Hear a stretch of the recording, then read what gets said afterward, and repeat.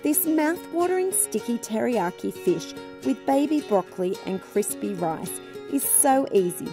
It's perfect for dinner any day of the week. Combine the teriyaki sauce, miso and 1 teaspoon of sesame oil in a small bowl. Brush over the barramundi and set aside to develop all those delicious flavours.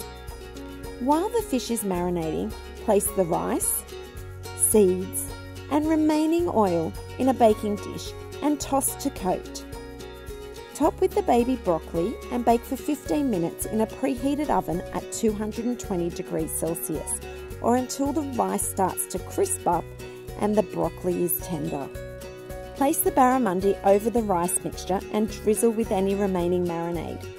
Bake for 10 minutes or until the barramundi is cooked through. Sprinkle the barramundi with chilli, spring onion and pickled ginger to serve. This tasty barramundi dish is ideal for weeknights. Cooked in one dish, it makes the washing up a breeze.